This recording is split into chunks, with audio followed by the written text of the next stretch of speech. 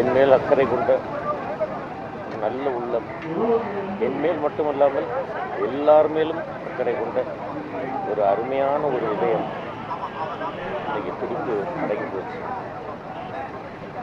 எப்போ பார்த்தாலும் மற்றவர்கள் சாப்பிட்டாங்களா, அவங்க நல்லா இருக்காங்களா, அவங்க குடும்பத்தில் என்ன கஷ்டம், அவங்களுக்கு என்ன உதவி பண்ணலாம், இப்படிங்கிறது தான் அவருடைய எண்ணமாக இருக்குது. ரொம்ப குழந்த மாதிரி. ஒரு நாள் வீட்டுக்கு எதிர்க்க கடைக்கு போயிட்டு நான் ஃப்ளாட்டுக்குள்ளே நுழையிறதுக்கு வரும்போது சடன்னு ஒரு கார் பக்கத்தில் வந்து நின்றது.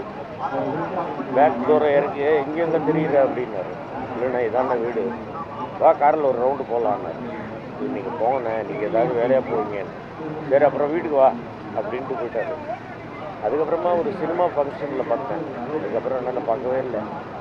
இந்த கொரோனா பீரியட் வந்து பார்க்கவே முடியல. அதுக்கப்புறமா எத்தனையோ முறை போய் பார்த்தேன். அண்ணனுக்கு உடம்பு சரியில்லை, அதனால் பார்க்க முடியல. இப்போ இப்படியா பார்க்கணும்?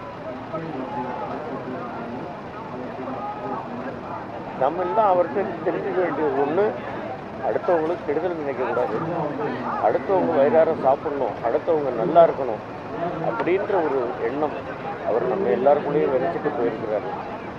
அவருடைய வழியை பின்பற்றுவோம். அண்ணன் இறைவனாக வாழ்ந்தார், இறைவன்கிட்டே போயிட்டார். உடனுக்குடன் செய்திகளை தெரிந்து கொள்ள சன் நியூஸ் பெல் ஐகானை கிளிக் பண்ணுங்க.